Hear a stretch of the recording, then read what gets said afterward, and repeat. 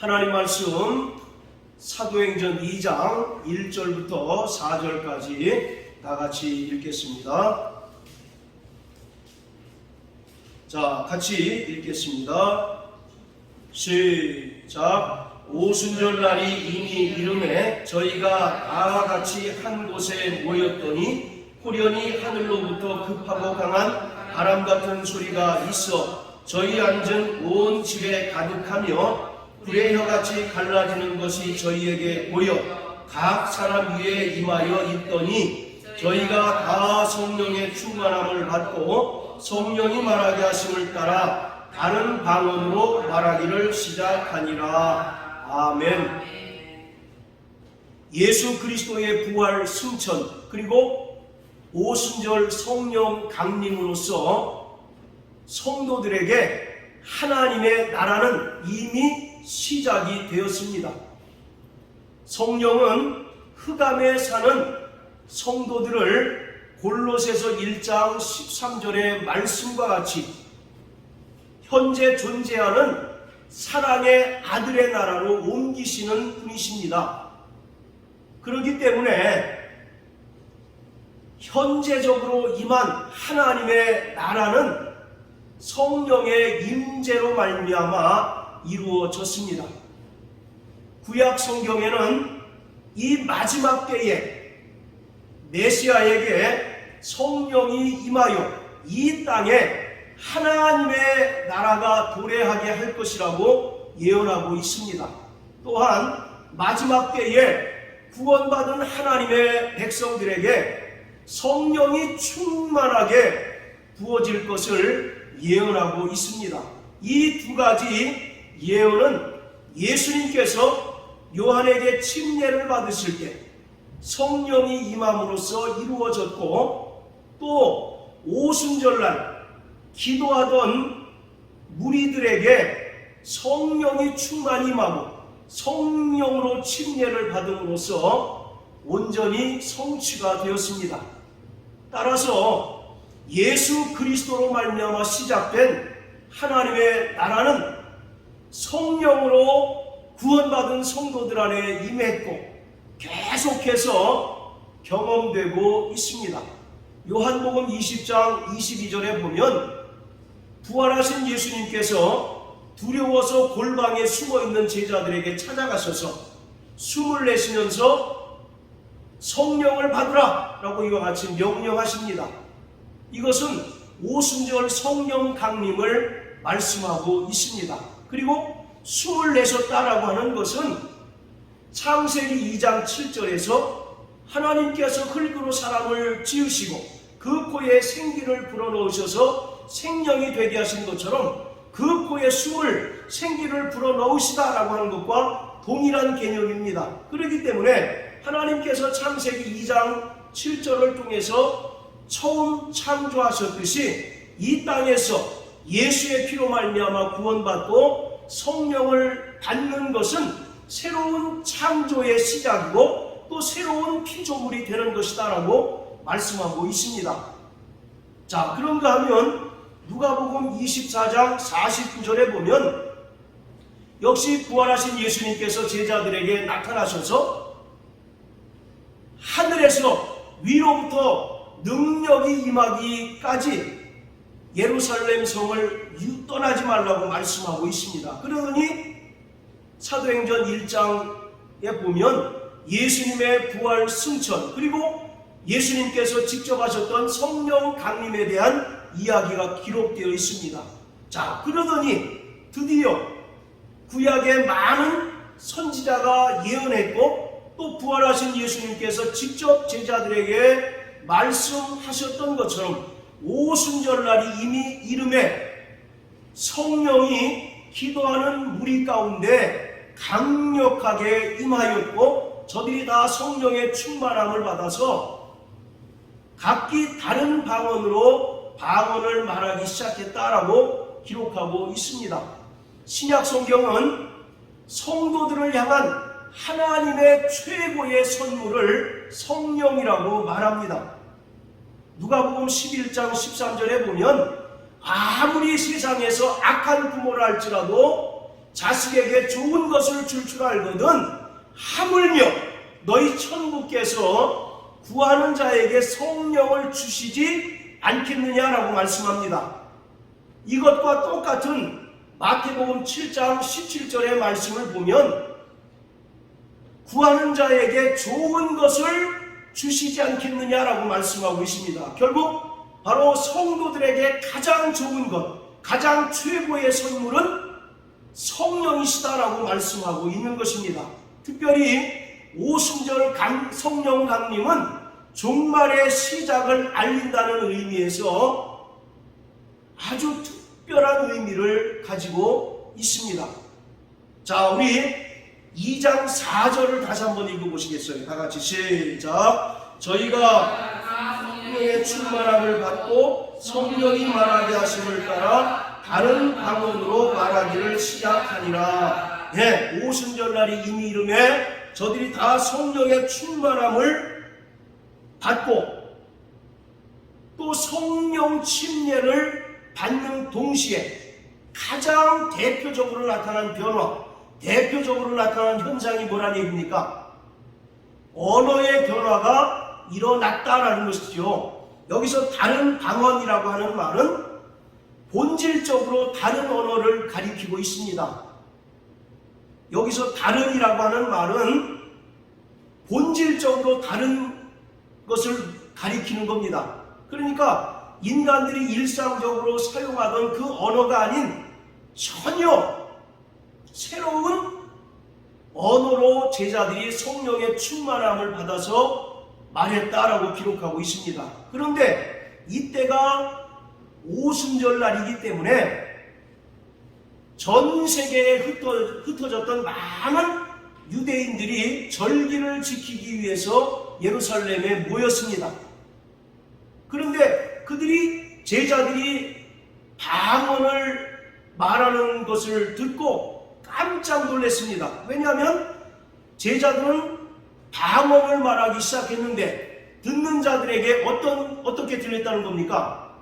각자 자신들의 그 언어, 자신들이 사용하는 그 언어로 들렸고 또 그 언어를 통해서 하나님의 큰 일을 그들이 알게 됐다는 거죠. 자, 10절, 11절 우리 한번 읽어보시겠습니다.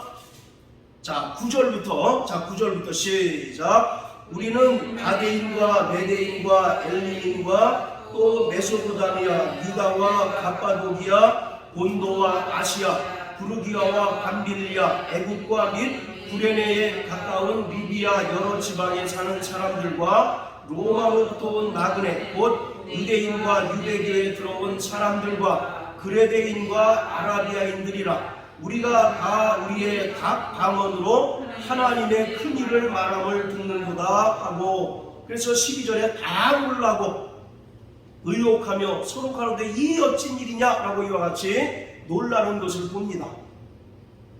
이때는 바로 오순절날이기 때문에 유대인들이라고 하면 반드시 지켜야 하는 절기가 바로 오순절이거든요. 그러니까 전 세계에 흩어졌던 유대인들이 다 예루살렘 성전에 와서 오순절 절기를 지키는 동안에 제자들이 다 성령의 충만함을 받아서 다른 방언을 말하기 시작하는데, 경건한 유대인들은 그것을 자신들의 언어로 듣게 되었고 또 그것이 그들이 말하는 내용이 하나님께서 앞으로 이루실 큰 일들을 바로 큰 일들로 듣게 되었기 때문에 깜짝 놀라는 그런 장면입니다. 그것을 보고 베드로가 뭐라고 이야기하냐면 16절 17절에 기록한 것처럼 이것은 구약의 요엘 선지자가 마지막 때에 하나님의 백성들에게 충만히 부어줄 성령의 역사다라고 이와 같이 강력하게 선포하고 있습니다. 자, 그런데 우리는 사도행전 2장 1절과 4절의 말씀을 일반적으로 다른 방언에 초점을 맞춰서 이해하는 경향이 많습니다.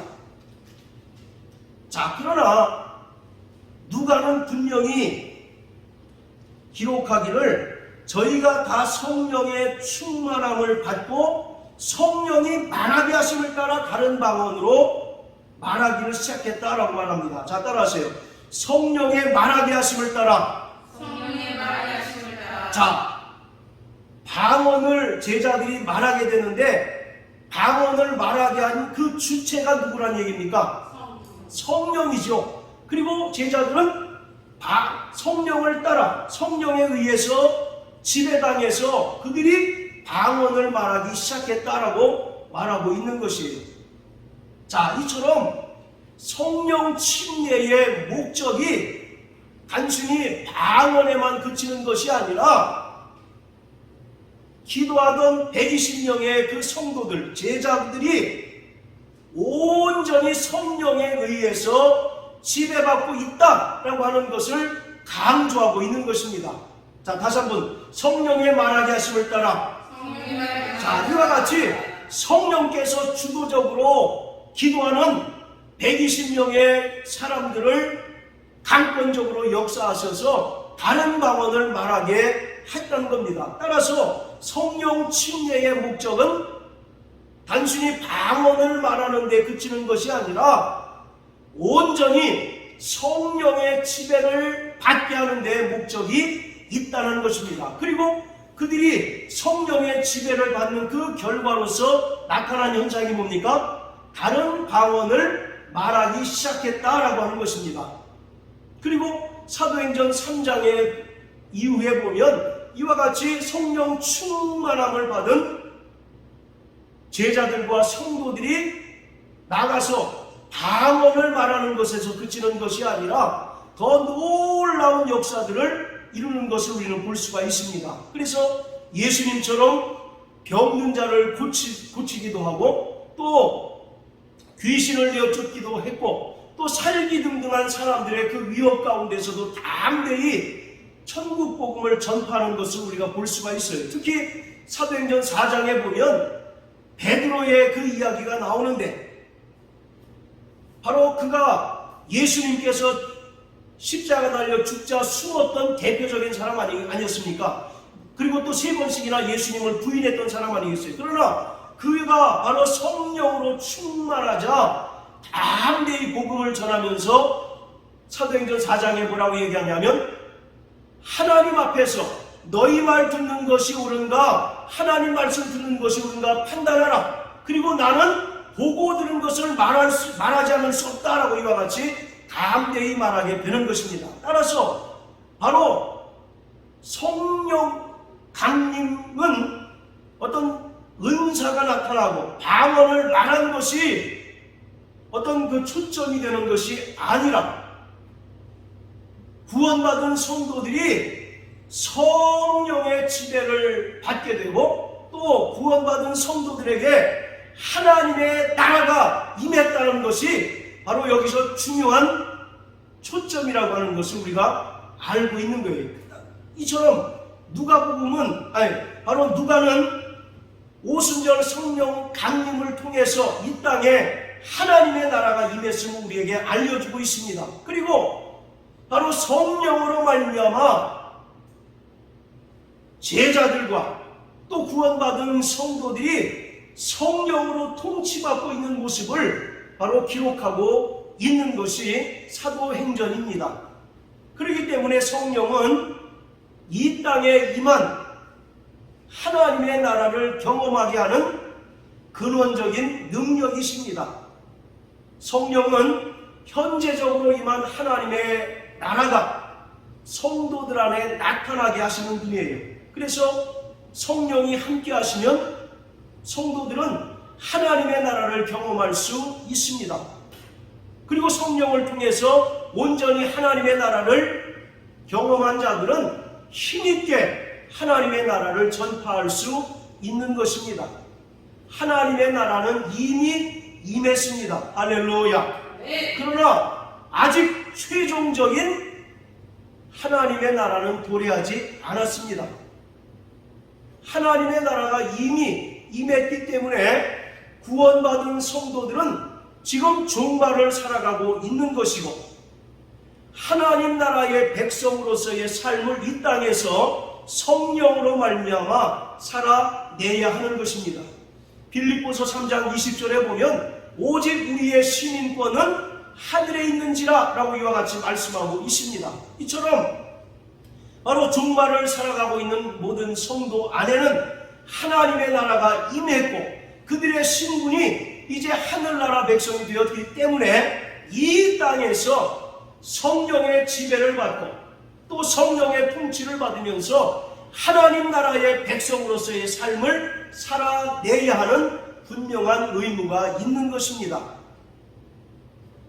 장차 임할 하나님의 나라는 분리와 심판의 때입니다. 양과 염소를 분리하시고 또 예수 그리스도께서 심판주로 오셔서 심판하시는 때입니다. 뿐만 아니라 예수 그리스도께서 영광 중에 오셔서 만유를 회복하실 때가 바로 그때입니다. 그리고 그리스도 안에서 구원받은 모든 성도들은 천국 잔치에서 기쁨과 또 즐거움을 누리게 될 것입니다. 마태복음 4장 17절에 보면 예수님께서 공생애를 시작하시면서 하셨던 첫 번째 메시지가 있는데 그것이 회개하라 천국이 가까웠느니라 라고 하는 것입니다. 즉 예수님께서 이 땅에 오신 목적을 분명히 밝히는 것인데 예수님께서 이 땅에 오신 것은 하나님의 나라를 선포하기 위하여 오셨습니다. 그리고 하나님의 나라를 상실한 죄인된 인간들에게 하나님의 나라를 회복시켜 주시기 위해서 그가 이 땅에 오신 것이에요. 그리고 누가복음 4장 16절부터 19절까지 보면 예수님께서는 이 땅에서 하나님의 나라가 임한 실제적인 그 증거를 우리에게 분명하게 보여주셨습니다. 자, 우리 누가복음 4장 16절부터 19절까지 다 같이 읽겠습니다. 자, 누가복음 4장 16절부터 19절까지 자, 같이 읽습니다. 시작. 예수께서 그 자라나신 곳 나사렛에 이르사 안식일에 자기 규례대로 회당에 들어가사 성경을 읽으려고 서심해 선지자 이사야의 글을 들이거늘 책을 펴서 이렇게 기록된 데를 찾으시니 곧 주의 성령이 내게 임하셨으니 이는 가난한 자에게 복음을 전하게 하시려고 내게 기름을 부으시고 내게 보내사 자유를 눈먼 자에게 다시 보게 함을 전파하며 눌린 자를 자유케 하고 주의 은혜의 해를 전파하게 하려 하심이라 하였더라. 예, 바로 예수께서 이 땅에 오셔서 모든 포로된 것들을 자유케 하고 또 얽매인 것들을 풀어주심으로써 이 땅에 하나님의 나라가 실현됐고 이 땅에 하나님의 나라가 임한 것을 분명하게 우리에게 보여주고 있습니다. 지금 읽은 이 말씀은 이사야 61장 1절 2절의 말씀을 바로 예수님께서 인용하셨던 거예요. 자, 우리 이사야 61장을 또 한번 보십니다. 자, 이사야 61장 1절 2절입니다.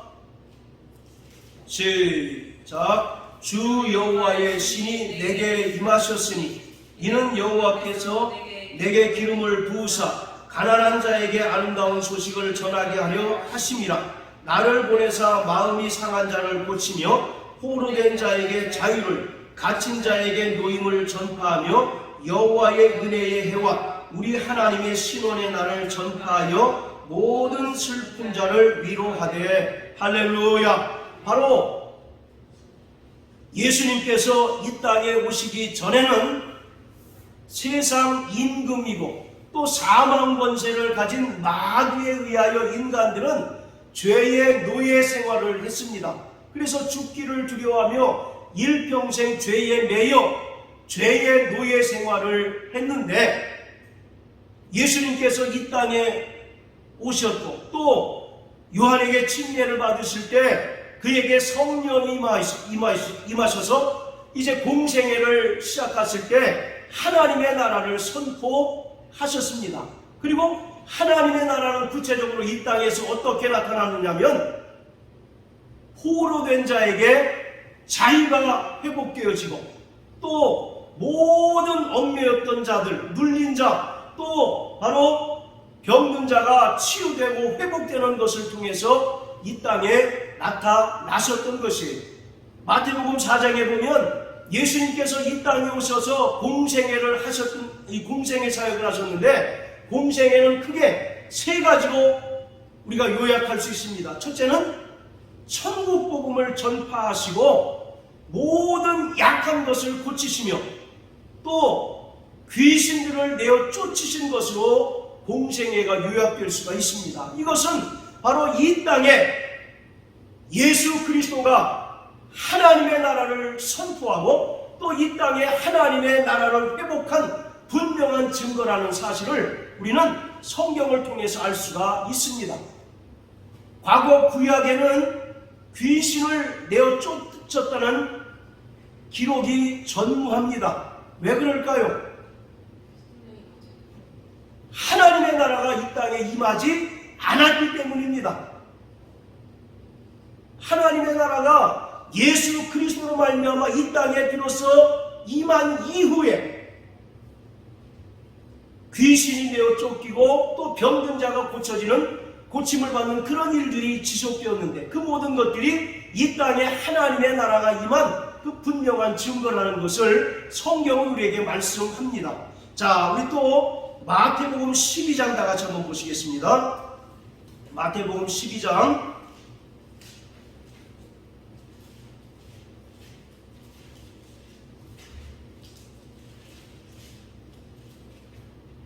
자, 28절부터 32절까지입니다. 같이 읽습니다. 시작. 그러나 내가 하나님의 성령을 힘입어 귀신을 쫓아내는 것이면 하나님의 나라가 이미 너희에게 임하였느니라. 사람이 먼저 강한 자를 결박하지 않고야 어떻게 그 강한 자의 집에 들어가 그 세간을 늑탈하겠느냐. 결박한 후에야 그 집을 늑탈하리라. 나와 함께 아니하는 자는 나를 반대하는 자요 나와 함께 모으지 아니하는 자는 해치는 자니라. 그러므로 내가 너희에게 이르노니 사람의 모든 죄와 해방은 사하심을 얻되 성령을 회방하는 것은 사하심을 얻지 못하겠고 또 누구든지 말로 인자를 거역하면 사하심을 얻되 누구든지 말로 성령을 거역하면 이 세상과 오는 세상에서도 사하심을 얻지 못하리라. 자, 28절에 보면 하나님의 성령을 힘입어 귀신을 내어 쫓는 것이면 하나님의 나라가 이미 너희에게 임했다라고 말씀합니다.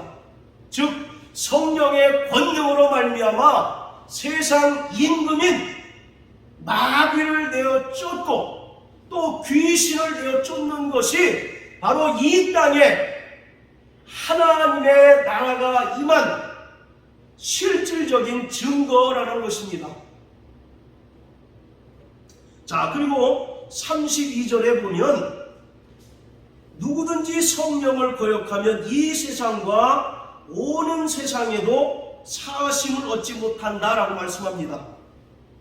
주님은 분명히 이 세상과 오는 세상이라고 이렇게 말합니다. 여기서 이 세상이라고 하는 말은 영어로 age라고 번역하고 있어요. 이 세대 그리고 오는 세대라고 이렇게 번역해야 오는데, 즉 이미 하나님의 나라가 구원받은 성도들에게 임했다는 것입니다. 그리고 구원받은 성도들은 절대로 해서는 안 될 죄가 있는데 그것이 뭐란 얘기입니까? 성령을 거역하는 것이다 라고 이와 같이 말씀하고 있어요.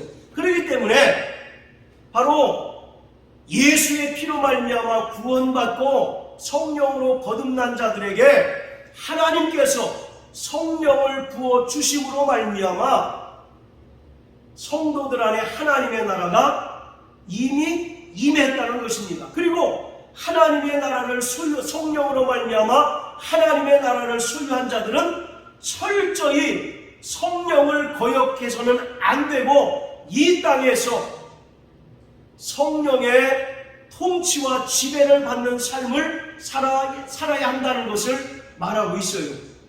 자, 32절 다시 한번 자세히 읽어보세요. 자, 시작. 또 누구든지 말로 인자를 거역하면 사하심을 얻되 누구든지 말로 성령을 거역하면 이 세상과 오는 세상에도 사하심을 얻지 못하리라. 성령을 거역하는 죄는 구원받은 성도들이 짓는 죄입니다.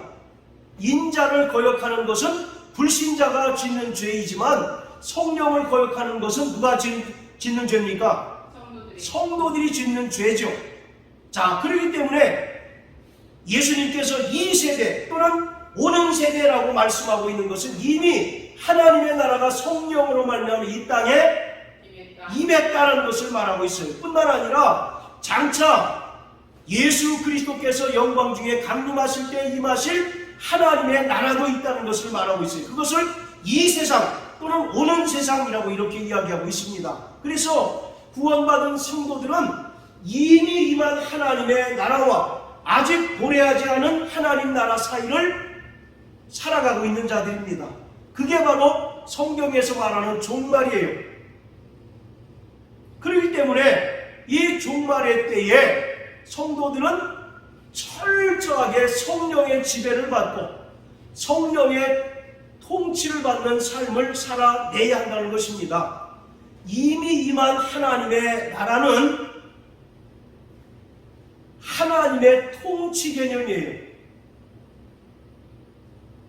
헬라어로 바실레이아라고 하는 단어가 쓰였는데 하나님께서 통치하시다, 하나님께서 지배하시다라고 하는 바로 그러한 뜻입니다. 그래서 성령으로 말미암아 우리 안에 하나님의 나라가 임했다라는 것은 어떤 장소적인 개념이 아니라 바로 우리가 성령의 철저하게 지배를 받고 통치를 받는 삶을 가리키고 있는 것입니다. 그렇기 때문에 예수님께서는 바로 믿는 자들에게 강력하게 경고하시기를 성령으로 말미암아 이미 하나님의 나라가 임한 자는 결코 성령을 회방하거나 성령을 거역해서는 안 된다라고 말씀하고 있어요. 만약에 성령을 거역하게 되면 이 세상이나 오는 세상에도 결코 사하심을 받지 못한다라고 말씀하고 있습니다. 자, 이처럼 바로 신약 성경에서는 하나님의 나라를 두 가지 개념으로 설명합니다.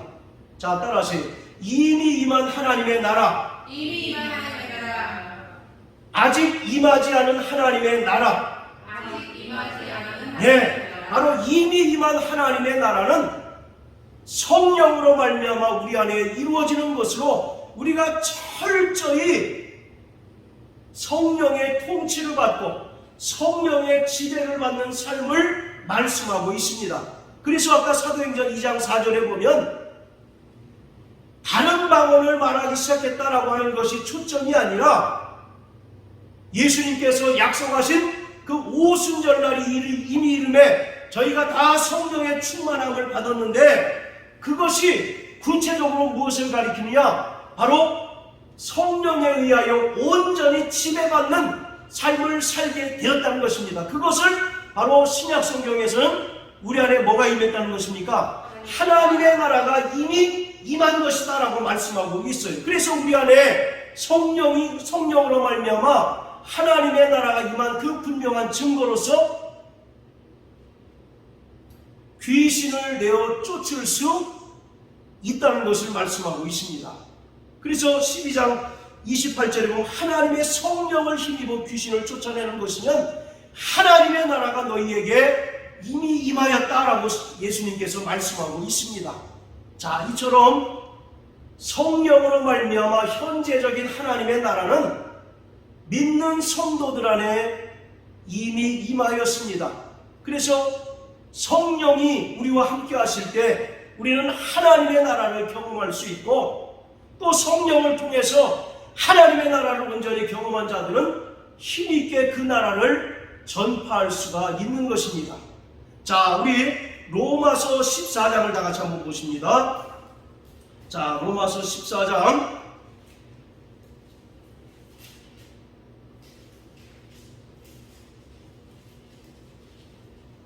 자, 17절입니다. 자, 시작. 하나님의 나라는 먹는 것과 마시는 것이 아니요 오직 성령 안에서 의와 평강과 희락이라. 자, 여기서 성령 안에서라고 하는 말은 성령의 통치를 받는다는 것을 이야기합니다. 철저히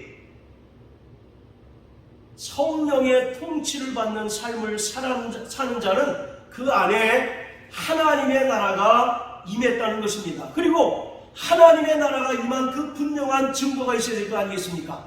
그냥 우리가 입술로만 하나님의 나라가 내 안에 임했다라고 얘기하면 누가 그것을 믿어주겠느냐 말입니다. 그렇기 때문에 바로 세 가지, 사도 바울은 하나님 성령으로 말미암아 하나님의 나라가 우리 안에 임한 그 분명한 세 가지 증거를 말씀합니다. 그 첫 번째가 뭡니까? 의와, 두 번째가 평강과 희락이다라고 말씀하고 있습니다. 자, 우리 안에 하나님의 의가 있음을 성령께서 우리에게 증거해 주신다는 것입니다.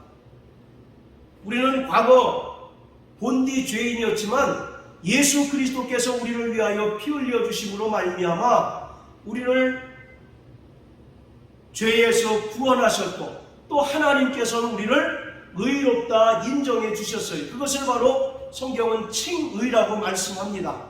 그렇기 때문에 오늘 우리 안에 하나님의 나라가 임한 그 분명한 증거는 우리의 의로운 삶을 통해서 분명히 나타나져야 한다는 것입니다. 사랑하는 성도 여러분, 우리가 구원받은 것을 어떻게 증거할 수 있을까요? 우리의 분명히 변화된 의로운 삶을 통해서 우리가 구원받은 하나님의 자녀요, 또 우리 안에 하나님의 나라가 임했다는 것을 나타낼 수가 있는 것입니다. 그래서 여기서 의라고 하는 것은 마태복음 5장에 보면 너희 착한 행실을 비추게 함으로써 하나님께 영광을 돌리게 하라고 말씀하고 있습니다. 자, 우리 한번 마태복음 5장을 다 같이 보세요.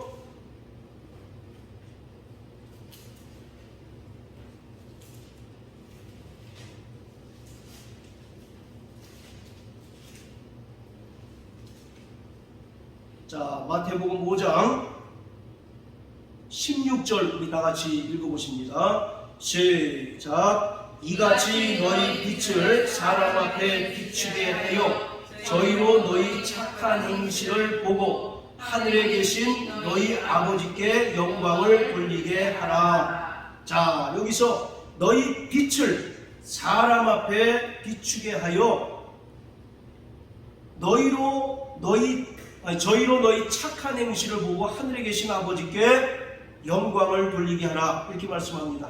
여기서 착한 행실이 뭘까요?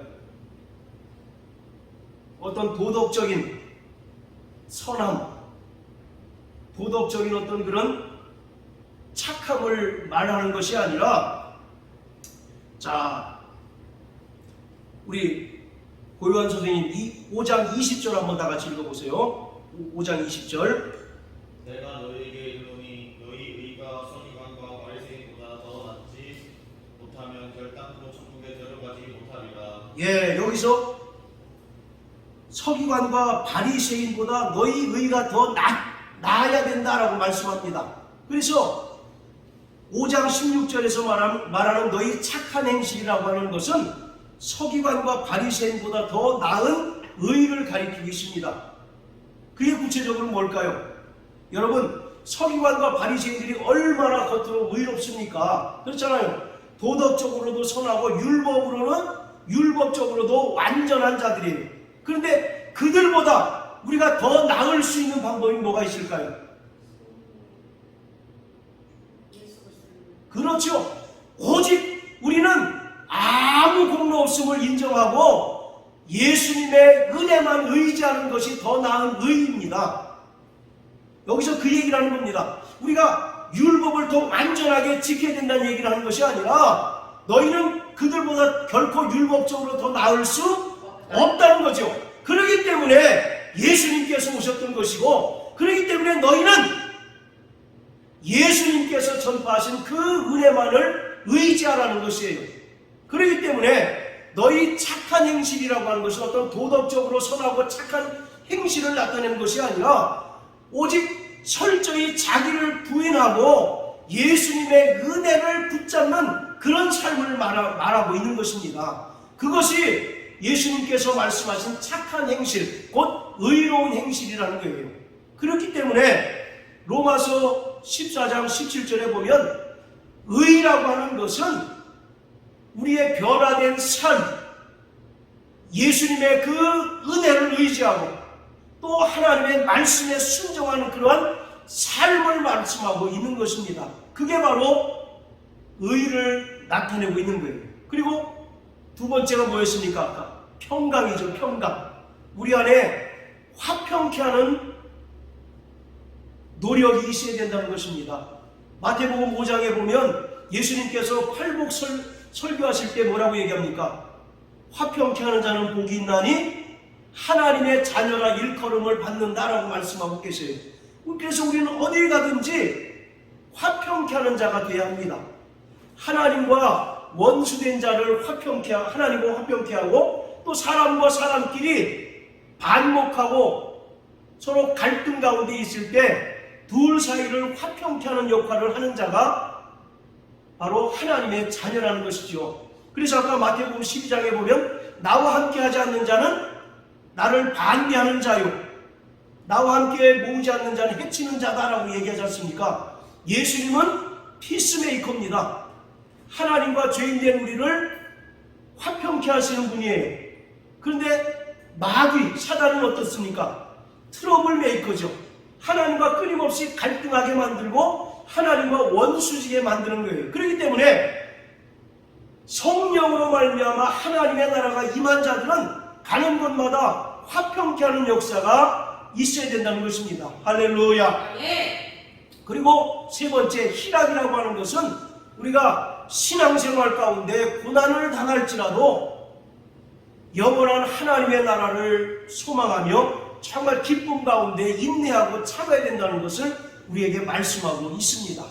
자, 이와 같이 오늘 오순절 성령 강림으로 말미암아 우리 안에 하나님의 현재적인 하나님의 나라가 임한 것입니다. 그리고 그 하나님의 나라는 우리가 철저히 성령에 의하여 통치를 받고 성령에 의하여 지배받는 삶을 말씀하고 있습니다. 그래서 예수님께서는 마태복음 6장 33절에서 뭐라고 얘기합니까? 너희는 먼저 하나님의 나라와 의를 구하라 말씀합니다. 하나님의 나라를 구하라는 뜻이 뭘까요? 날마다 하나님께서 나를 통치하도록 자신을 내어 버리라는 것입니다. 자신을 철저히 비우라는 것입니다. 그것이 바로 하나님 나라를 구하는 것이에요. 자, 따라하세요. 나 영혼아, 하나님의 나라를 구하는 자가 되자. 바로 하나님의 나라는 의가 충만한 나라로서 그 하나님의 나라가 우리 안에 임하고 우리가 성령에 의하여 통치를 받을 때 우리는 하나님의 의로운 삶을 살아낼 수 있는 것입니다. 그래서 날마다 하나님의 나라를 구하시는 저와 여러분들 되시기를 주의 이름으로 축원합니다. 바로 하나님의 나라는 말씀드린 것처럼 두 가지 개념으로 성경은 설명하고 있다고 말씀드렸어요. 장차 예수님께서 영광 중에 강림하실 때 임하실 최종적인 하나님의 나라가 있고, 또 하나는 현재적인 하나님의 나라로서 날마다 성령을 통해서 하나님의 나라를 경험할 수 있다는 것입니다. 그렇기 때문에 성도들이 이 세상에 동화돼서는 안 되는 것이고, 또 세상을 이길 힘이 바로 하나님의 나라로부터 우리가 공급되어질 수가 있는 것이에요. 이처럼 하나님의 나라는 우리의 삶 가운데 날마다 체험되어지고, 또 우리의 삶 가운데 날마다 경험되어질 수가 있는 것입니다. 오직 하나님의 나라는 성령으로 말미암아 거듭난 자들만이 누릴 수 있게 됩니다. 요한복음 3장 3절에 보면 물과 성령으로 거듭나지 않고서는 결코 하나님 나라에 들어갈 수 없고, 또 5절에 하나님 나라를 볼 수 없다라고 말씀하고 계셔요. 오늘 이와 같이 예수의 피로 죄사함 받고 또 구원받아 하나님의 자녀된 자들에게 하나님께서는 성령을 충만히 부어주심으로 말미암아 우리 안에 이 땅에서 하나님의 나라를 경험할 수 있도록 해주십니다. 보통 우리가 하나님의 나라 그러면 죽음 이후에 가는 나라쯤으로 생각하잖아요. 그렇잖아요. 죽음 이후에 가는 나라. 근데 아직 우리가 실질적으로 현실적으로 죽을 때가, 물론 교통사고 날 수도 있겠지만 현실적으로 우리가 죽을 때가 더 많습니까? 앞으로 살아온 날이 많습니까? 예를 들어서 50살을 살았다고 가정해 보세요. 그리고 요새 100세 시대라 그러니까 100살에 일반적으로 죽는다고 생각해 보세요. 앞으로 50년을 더 살아야 되잖아요. 그런데 살아가는 현실들이 말하자면 지옥 같고 또 고통스럽다면 어떻게 그 50년을 견딜 수가 있겠어요? 그렇지 않습니까? 그래서 하나님께서는 성령을 통해서 우리에게 하나님의 나라를 이 땅에서 경험하고 또 이 땅에서 하나님의 나라를 철저히 살아내도록 성령을 우리에게 부어 주셨습니다. 할렐루야. 그렇기 때문에 오늘 구원받은 하나님의 자녀들, 성도들은 이 땅에서 세상의 통치를 받는 것이 아니라 철저히 하나님의 통치를 받으며 살아가는 자들이 되어야 합니다. 예수님께서 마태복음 12장 28절에서 말씀하셨던 것처럼 성령으로 귀신을 내어 쫓은 것이면 하나님의 나라가 임한 것이다 라고 말씀한 것처럼 오늘 우리에게 하나님의 나라가 임한 분명한 증거가 성령의 권능으로 귀신을 내어 쫓는 것입니다. 할렐루야. 그래서 마가복음 16장 17절 18절에 보면 믿는 자들에게 이러한 표적이 따르리니 저희가 내 이름으로 귀신을 내어 쫓고 새 방언을 말하며 무슨 독을 마실지라도 해를 입지 않고 뱀을 집으며 병든 자에게 손을 얹은즉 나으리라 이와 같이 말씀하십니다. 그것은 하나님의 나라가 우리 안에 임한 표적입니다. 분명한 증거예요. 그래서 우리가 얼마든지 지금도 악한 귀신을 내어 쫓을 수 있는 권능과 권세가 우리에게 있는 것은 우리에게 뭐가 임했기 때문입니까? 하나님의 성령으로 말미암아 하나님의 나라가 임했기 때문입니다. 자, 따라하세요. 예수 이름으로 더러운 귀신을 명하노니 내게서 떠나갈지어다. 내 안에 성령으로 하나님의 나라가 임했느니라. 할렐루야. 현재적인 하나님의 나라와 장차 예수의 재림 때 임할 하나님의 나라는 연속성이 있습니다. 그래서 지금 이 땅에서 성령으로 말미암아 하나님의 나라를 경험하지 못하면 그 영광의 아버지 나라, 최종적인 하나님의 나라에 들어갈 수 없습니다. 그렇기 때문에 우리는 이 땅에서 예수 이름으로 구원받고 성령을 받아서 하나님의 나라를 누리며 또 하나님 나라의 백성으로서 살아가는 것이 우리에게 절대적으로 중요한 것입니다.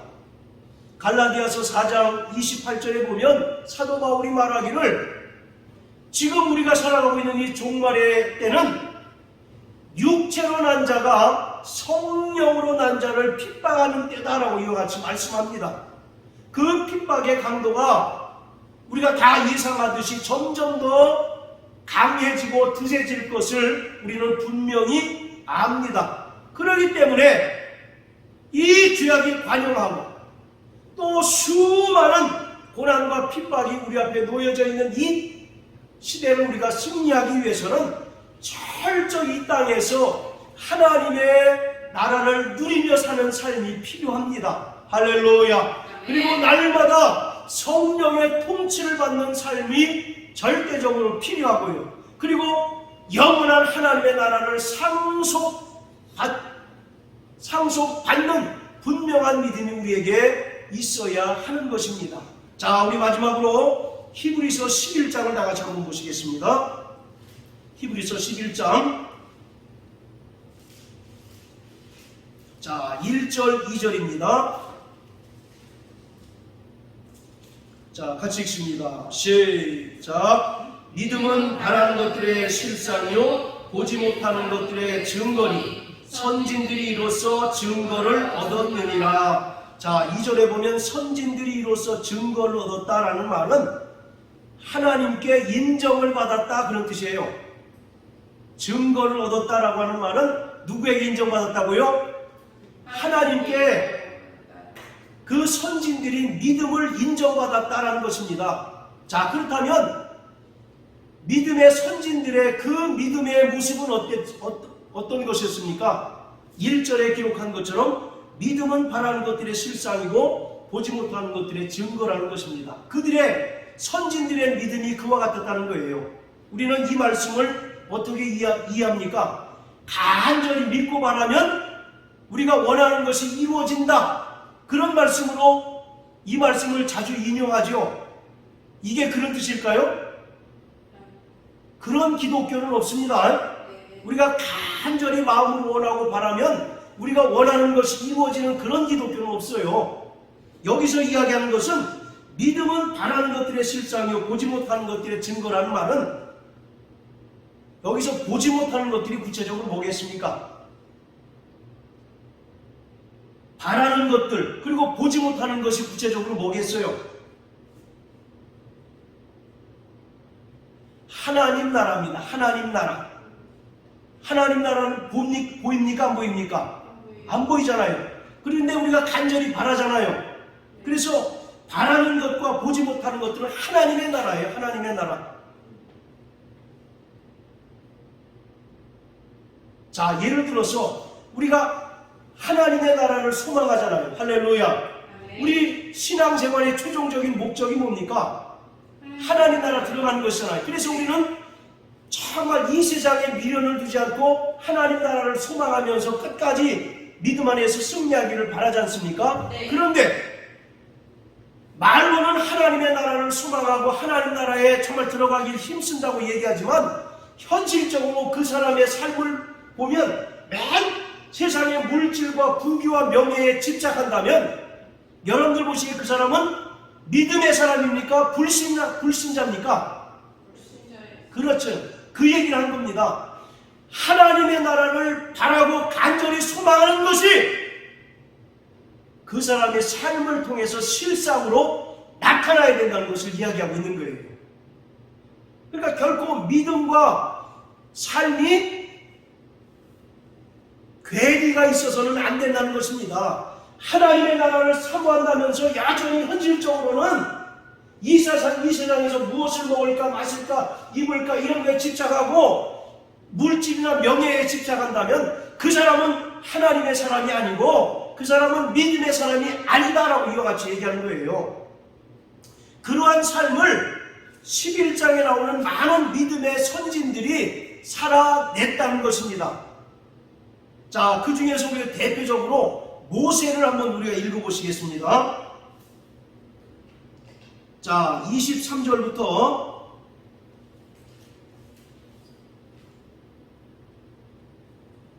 자, 26절까지만 한번 읽어보십니다. 시작. 믿음으로 모세가 났을 때 그 부모가 아름다운 아이임을 보고 석 달 동안 숨겨 임금의 명령을 무서워하였으며 믿음으로 모세는 장성하여 바로의 공주의 아들이라 칭함을 거절하고 도리어 하나님의 백성과 함께 고난받기를 잠시 죄악의 낙을 누리는 것보다 더 좋아하고 그리스도를 위하여 받는 능력을 애굽의 모든 보화보다 더 큰 재물로 이는 상 주심을 바라봄이라. 할렐루야. 바로 모세가 애굽을 떠나지 않았으면 그는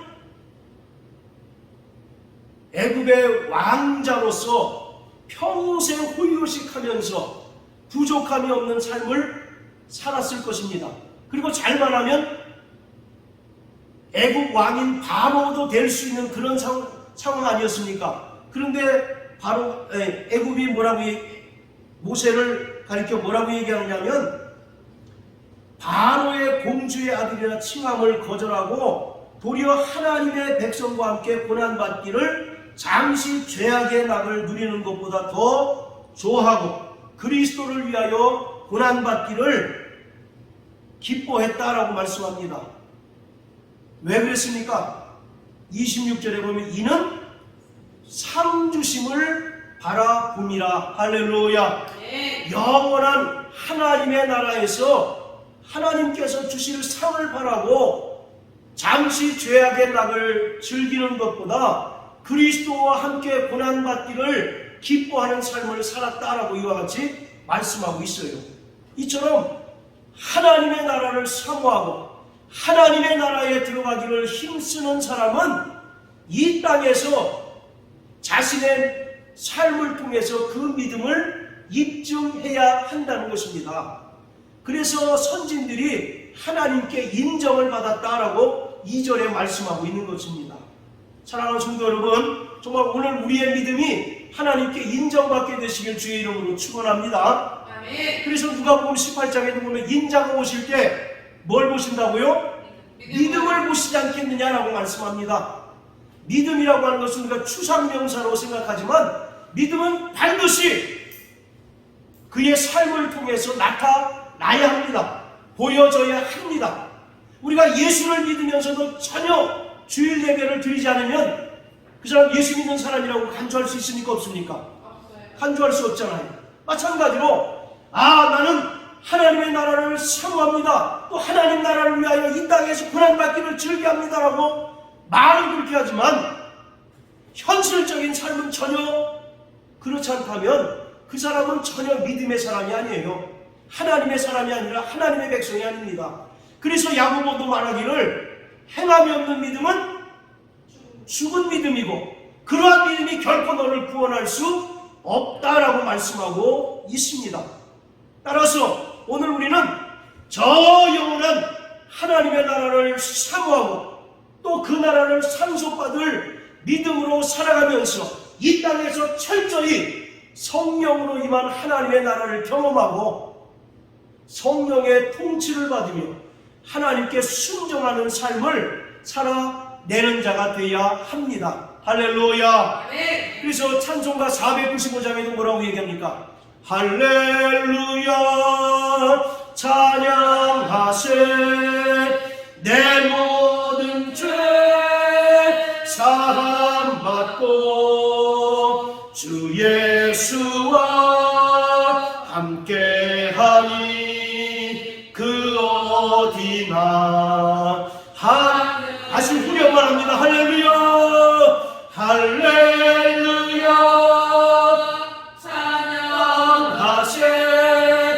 내 모든 죄 사함받고 주 예수와 함께하니 그 어디나 하늘나라. 할렐루야. 고기도 먹어본 놈이 잘 먹어요. 그렇잖아요. 이 땅에서 성령으로 말미암아 하나님의 나라를 누리며 또 하나님의 나라를 경험하며 살아간 자들이 더 하나님의 나라를 소망하며 어떠한 고난과 핍박 가운데서도 끝까지 견디고 인내하며 영광의 아버지 나라에 넉넉히 들어갈 수가 있습니다. 그러므로 사랑하는 성도 여러분, 날마다 성령으로 말미암아 내 안에 하나님의 나라가 임한 것을 체험하시고 날마다 성령의 지배를 받고 통치를 받는 하나님 나라 백성으로서의 삶을 살아내시는 저와 여러분들 되시기를 주의 이름으로 축복합니다. 할렐루야.